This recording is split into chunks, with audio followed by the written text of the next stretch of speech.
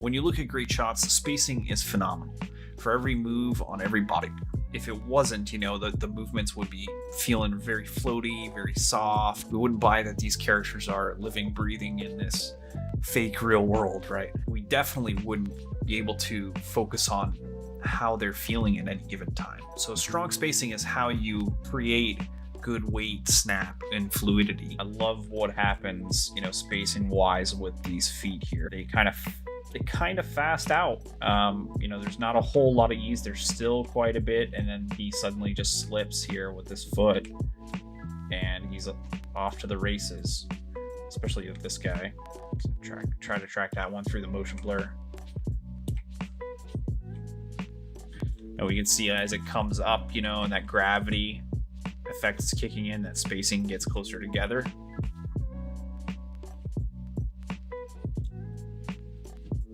So we can really read, even though here he's kind of picking up speed quickly, that spacing is closer together, and then it gets a lot more spread out right through the middle, like a pendulum would, and then it tightens up at the extreme ends before it swings down again, and these kind of switch places, these legs, right?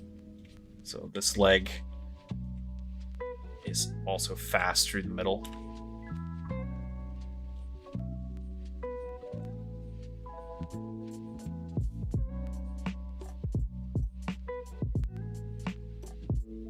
Right, and then it's kind of slowing down through here.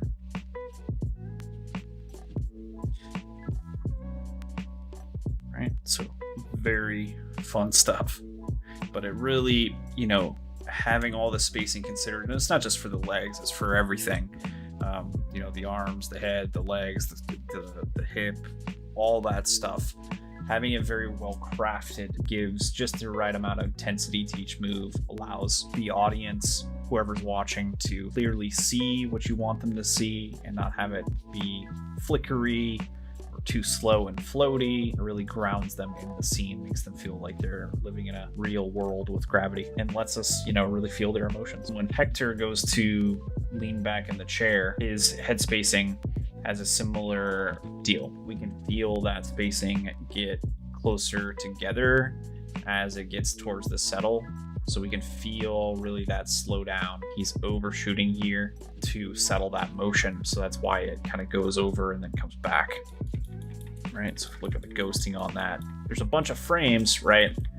But if you see where the motion started, spacing wise, it's much closer together through here, and then we can feel that slight speed up as he goes back and away from camera.